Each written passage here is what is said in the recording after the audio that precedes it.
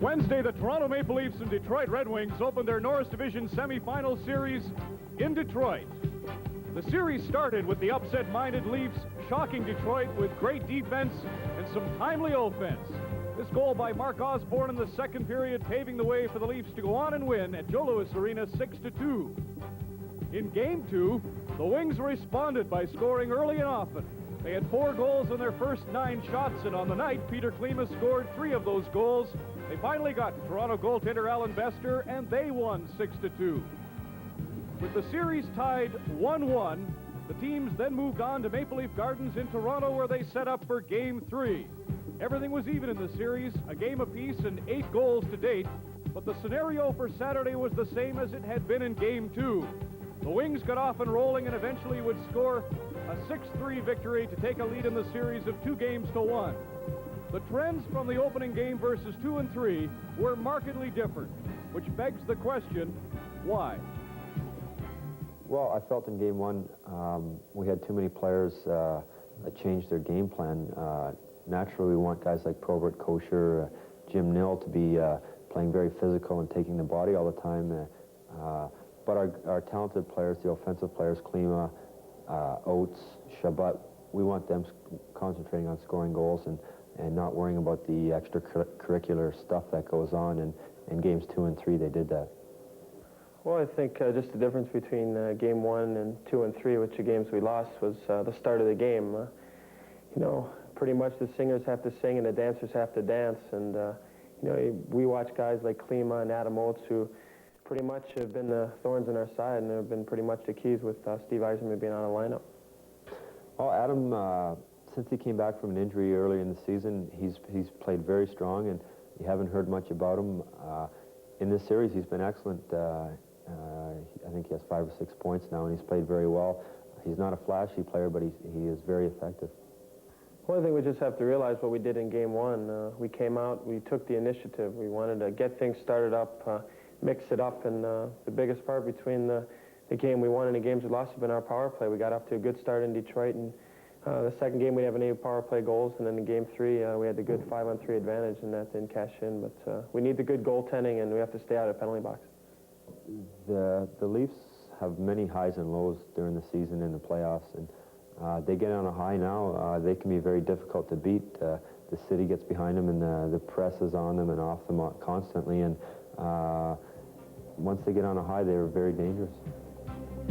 That's the series as seen by the club's regular season scoring stars. One can't play tonight, one must. The coaches have to wonder who the heroes will be this evening. It's the Norris Division semifinal series between Toronto and Detroit. Tonight, Game 4 from Maple Leaf Gardens in Toronto live on Hockey Night in Canada. Olczyk, Blaisdell, and Osborne starting for the Maple Leafs.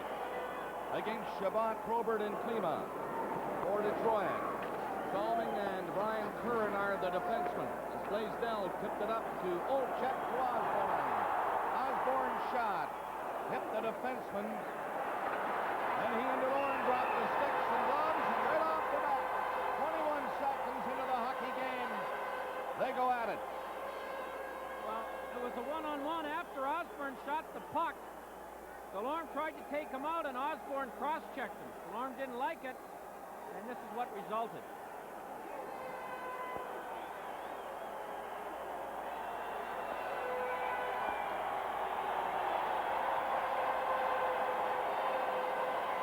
Penalties coming up right away. The Red Wings sent 3 of them away, led by Oates. Oates coming in, dropped it back. Barr to Oates, closing right in.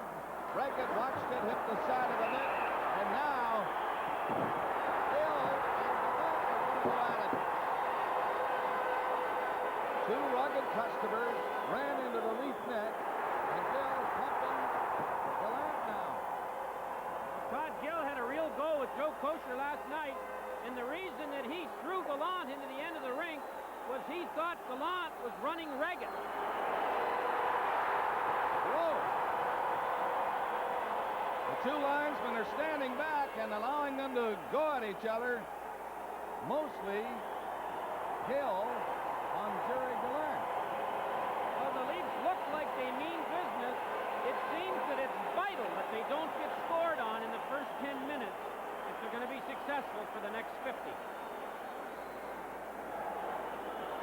tell you, these will not be minor penalties. If they are, Andy is in a real generous mood. A lot of punches thrown in that one.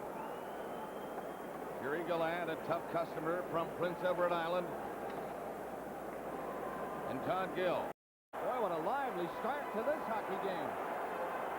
Long pass to Courtnall. Knocked down, penalty coming up against the Detroit Red Wings. And another scrap has started inside the line. Are they fired up tonight or what? Both these teams, Nil and Secord, the latest combatant. I thought Al Secord was played the best game he's played in a long time last night. He scored, he hit everything in sight, and he played the whole night against Bob Probert. If you don't think that is an assignment, ask Brian Curran. Jimmy Nill won't back down from anyone, and these two teams are very serious about making a stand early in the game. The Stanley Cup playoffs coming to you from Toronto. What was it Ed Olczyk was saying at the start of the game? We've got to stay out of the penalty box tonight, and I'm sure Jacques Demers instructed his players to stay out there as much as they can, but they're all going to the penalty box early. Well, here's how this one started. Jimmy, there's the penalty to O'Connell on Courtnall, and you can see Secord right at the front of your screen. He was heading in to try and pick the puck up, and he and Nil collided. So the Red Wings are going to get two to start with, and then whatever Andy Van Hellemond decides, Secord and Nil are going to get. Drop back by Ashton, and here's Hallward to center. He shoots into the boards in the corner. Reagan stopped this one. The Leafs try to shoot it out along the boards. Can't do it. Into the corner. It's Savage scores! Oates took it from the corner and walked right in front and scores the first goal. And again, they get it going. Well, Adam Oates cuffed Terry Johnson after he scored the goal. On the replay, we're going to see that Terry Johnson, as a defenseman, got way up too far in his own zone. See how far up he is? Now he can't recover to take the 2-on-1 the Leafs have got going. Al Iafrate, he decides to take Ashton. And here's Adam Oates. This guy's smart. He knows he's got a 2-on-1. He knows Iafrate took number 14 Ashton. Right there is what started the little skirmish after the penalty. And the Red Wings again get the first goal of the night. And that's been a deathly statistic for the Toronto Maple Leafs. It's a power play goal for Detroit at 9:33. You know the Red Wings would love to win this one, going home with a chance to end the series. Here it goes again. This is a very difficult stop for a goalie. He also knows that there's a man in front of the net. But you can't give the Red Wings a 2-on-1, even if it's a 2-on-1 from the back of the net or the side. And there's Adam Oates, and that's uncharacteristic of him. But he's got a lot of stormtroopers to back him up every once in a while when he loses his temper. Detroit's Beach coming to center. Carries it in. Up into Iafrate, then was knocked down by Iafrate. Terrien didn't get it out. To the side of the net. Score! Barr was alone in front, along with two of them. The one thing the Detroit Red Wings do very well in the power play is they recover loose pucks. They get lots of hustle and dash, and that's what resulted in that 2-0.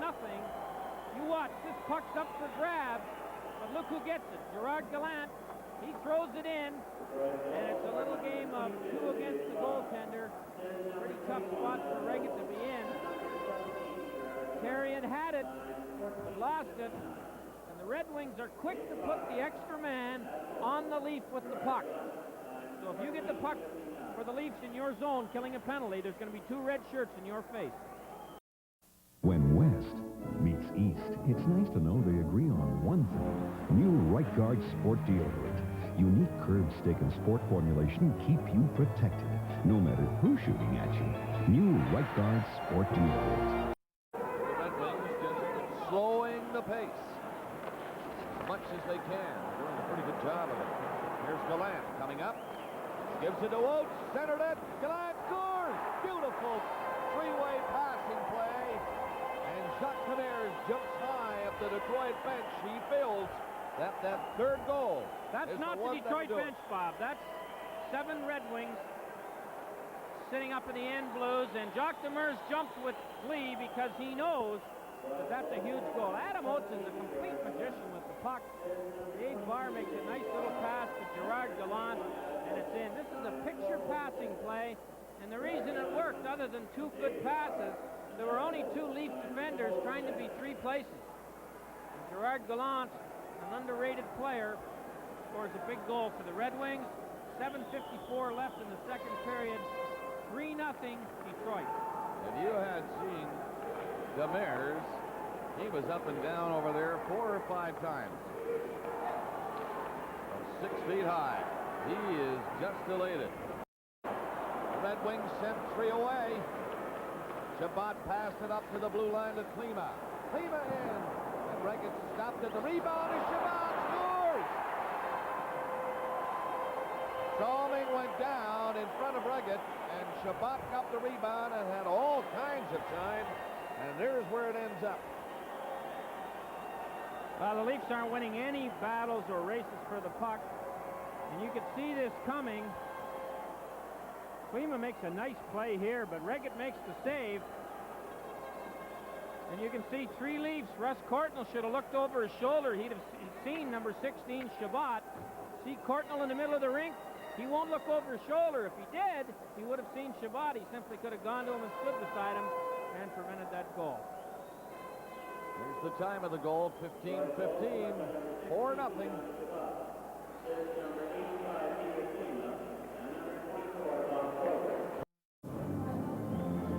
Jimmy Devellano, the little fellow there chewing gum in the glasses, he's kind of the forgotten man of the Detroit Red Wings.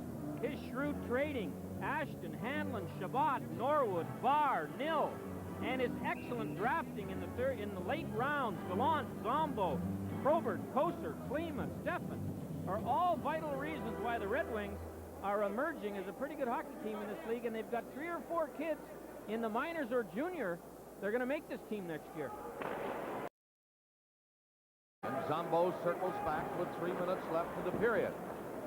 Reggett steps in behind the net, knocked the puck down, and feeds it up on the boards, but Neal intercepted. In front is Oates, scores! Oates was waiting for the pass, but Gallant, there at the side, decided to go straight for the net. Oates was open anyway. Oates gets an assist every time he touches the puck. The bad giveaway there by Reggett. Then Johnson, all he had to do was step in front of Jim Nill. He didn't, and who do you think gets the goal? Number 8, Jim Nill. You can't stop the give, but you can stop the go. And you have to get in front of the guy that passes the puck. If everybody does that, no trouble. But when your legs get tired, Bob, you start making foolish decisions, and the Leafs are in that spot right now. 28-11, the shots. There's Mr. and Mrs. Illich. A little superstitious. I think Mr. Illich has the same tie on that he had last night. And Mrs. Illich, the same dress. Even the owners believe in that superstitious business, Bob. The players love playing in Detroit, and there are 2 of the reasons why. Couldn't center it. Klima and Probert had a 2-on-1. Klima waiting for Probert. Now in on goal to Probert, scores! Beautiful setup to Probert by Klima, and that makes it 6-0. Well, Brian Curran was leading the rush. He lost the puck behind the Red Wing net. It squirted all the way around to Klima, and boy, Klima made a great play. Watch the patience and confidence and poise 85's got while he's waiting for 24 to get in position, and he's finally got Salming tied in a reef knot by the time he throws it over. No chance at all. Daou coasting rather slowly to try and get back to stop Probert. I know he thought Klima might shoot it, but had Daou skated as hard as he could, he may have got to Probert in time to tie him up. That's the story of the Leafs tonight. Now Beach Just dumps it in. Rickett takes a look. He sees two Red Wings coming. Gives it to Ashton. Score! Jim Nill from Ashton. And Rickett had really started that play. Well, Jimmy Nill, he's turning into quite a scoring machine in this series. At no time at all does he have the puck on a stick, but Ken Reggett, guilty of poor clearing, watch Ashton. But there's Nill in the middle of two Leafs, but neither one of them can tie him up. Nice pass by Ashton, a nice shot by Nill, but shoddy play by the Leafs, and it's now an avalanche of red here at Maple Leaf Gardens. Nill from Ashton at 4:42. That's the 5th goal of the playoff for this man. Another one of those fine pickups. Nill from Winnipeg for Kumpo in January. So they haven't reached the 5-minute mark of the period yet, and the Red Wings have added to their second period 5-0 lead with a couple here. 7-0 now. Osborne around the net. Centering pass, Red Wings Ashton scores! The roof is falling in at Maple Leaf Gardens.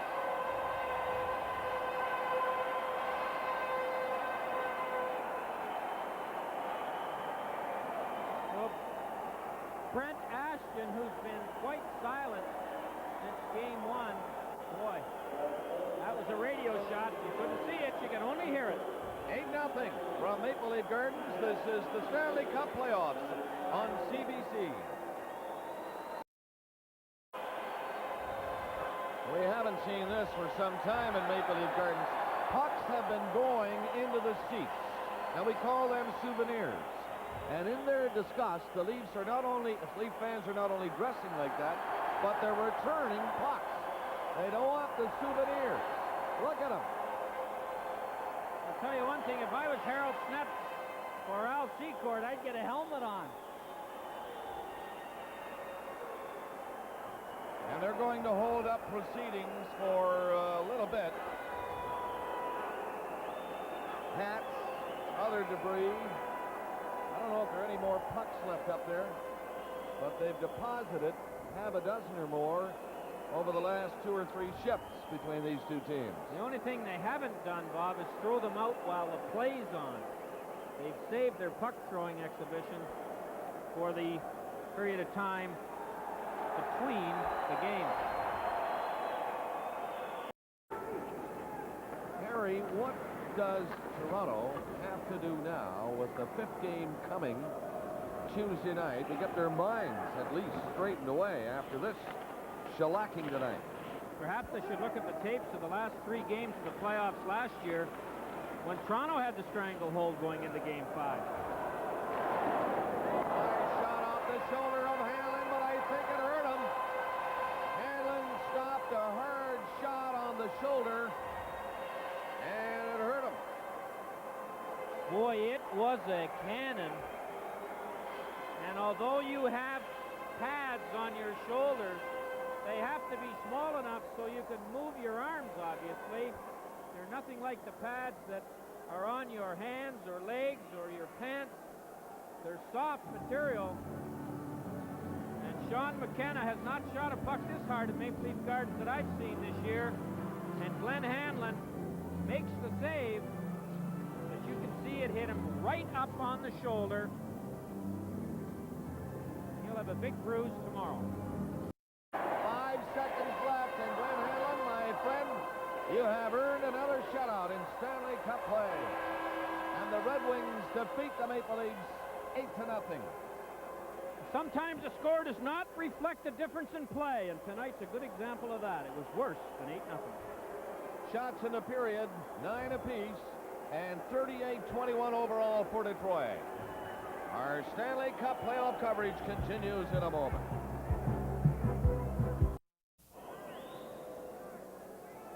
Ladies and gentlemen, here are tonight's Molson 3 stars. The first star, Adam Oates.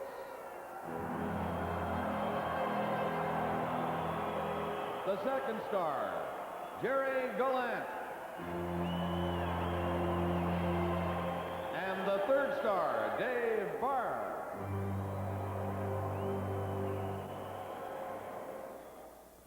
Really a shocking night at Maple Leaf Gardens in Toronto. The Wings win at the final score 8-0. Ken Reggett wasn't the only one not saving pucks. As you saw, the fans were throwing them back on the ice. To experience the derision of the 16,000 faithful here this evening was really something. Detroit wins handsomely. They can clinch it on home ice Tuesday night. The final score 8-0. Detroit over Toronto. To recap, the three stars in tonight's game: Adam Oates had a 3-point performance, a goal and 2 assists. He led the way. Gerard Gallant was the second star, and the third was Dave Barr. Detroit 8, Toronto no score, live on CBC. This is Hockey Night in Canada in the Stanley Cup playoffs.